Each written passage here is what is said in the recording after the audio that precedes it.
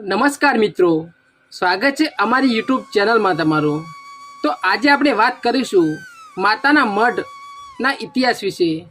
તો મિત્રો, કચ્છની ધણિયાની આશાપુરા માતાનો મહિમા અપરંપાર છે। નવરાત્રિ નજીક આવતા માઈ ભક્તો કચ્છ પગપાળા માતાજીના દર્શન કરવા નીકળી જાય છે અને માતાજી તેમના સૌની મનોકામના પૂર્ણ કરે છે। તેથી કચ્છ ધણિયાની માં આશાપુરા કહેવાય છે। માં આશાપુરા અહીં સ્વયંભૂ પ્રગટ થયા છે। તો જોઈએ કચ્છ ધણિયાની માતાજીના પ્રાગટ્યથી માંડીને અતિ ભવ્ય રોચક ઇતિહાસ વિશે। તો મિત્રો, કચ્છ જિલ્લાના મુખ્ય મથક ભુજથી લગભગ 80 થી 100 કિલોમીટરના અંદાજિત અંતરે માતાનો મઢ કચ્છ કુળદેવી માં આશાપુરાનું મંદિર આવેલું છે। મંદિરની ચારેય બાજુ નાની નાની ટેકરીઓ અને પર્વતો પર એક મંદિર આવેલું છે। મંદિરના ગર્ભગૃહમાં આશાપુરા માતાજીની 6 ફૂટ ઊંચી મૂર્તિ બિરાજમાન છે। મનુષ્યના શરીર કરતાં પણ ઊંચી મૂર્તિ છે। આશરે 550 થી 600 વર્ષ પહેલાં એટલે કે 14મી સદીની આસપાસ મંદિરનું નિર્માણ થયું હોવાનું માનવામાં આવે છે। કચ્છનો રાજ પરિવાર માતાજીના પ્રથમ સેવક માનવામાં આવે છે। આ મંદિરના ગર્ભગૃહમાં અને માતાજીના અલૌકિક સ્વરૂપના દર્શન કરી માઈ ભક્તો ધન્ય બને છે। આશાપુરાનું દિવ્ય સ્વરૂપ સૌ કોઈને આકર્ષિત કરે છે। નિજ મંદિર તેમજ મંદિરની ફરતે કોતરની કામ તેમજ ઝુમ્મર તેમજ મંદિરના ઘુમ્મટમાં માતાજીઓની દૈવી શક્તિના દર્શન કરાવી પ્રતિમાઓના દર્શન કરી માઈ ભક્તો ધન્ય બને છે। આશાપુરા માની મૂર્તિમાં 7 તેજસ્વી નેત્રો આવેલા છે। માનવામાં આવે છે કે જે કોઈને આંખોની રોશની ન હોય એ અહીં આવીને માતાજીની માનતા રાખે તો આશાપુરા માં જીવનમાં છવાયેલો અંધકાર દૂર કરી દે છે તેમજ અન્ય કોઈ પણ ઈચ્છા હોય તો સાચા મનથી માનેલી મનોકામના માં આશાપુરા પૂર્ણ કરે છે। માં આશાપુરા તેમના દ્વારે આવતા સૌ માય ભક્તોની આશા પૂરી કરે છે। તેથી જ માં આશાપુરા નામે કહેવાય છે। કચ્છમાં સાક્ષાત માં આશાપુરાના બેસણા છે। તો મિત્રો, આજથી લગભગ 3000 વર્ષ પહેલાં દેવચંદ વાણિયા નામનો વ્યક્તિ કચ્છમાં હતો।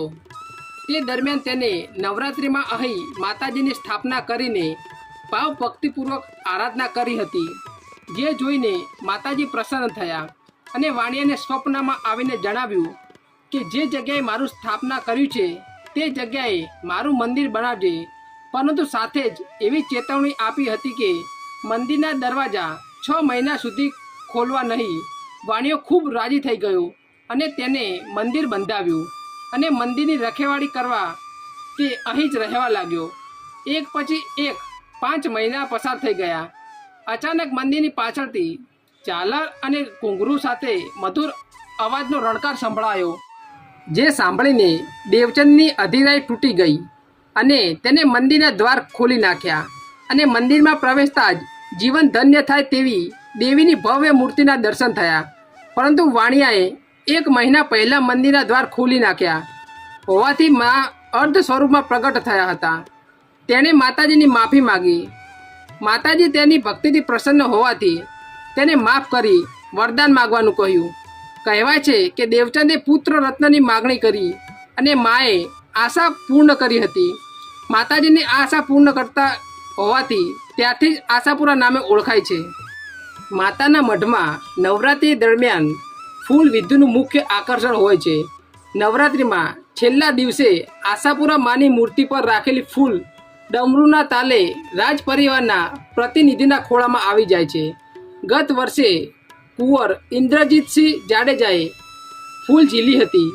માતાજીની કચ્છ પર અસીમ કૃપા હોવાથી જિલ્લામાં સારો વરસાદ થયો છે। કચ્છ કુળદેવી આશાપુરા માં જાડેજા વંશને સહાયક થયા છે અને ચૌહાણ કુળની કુળદેવી છે।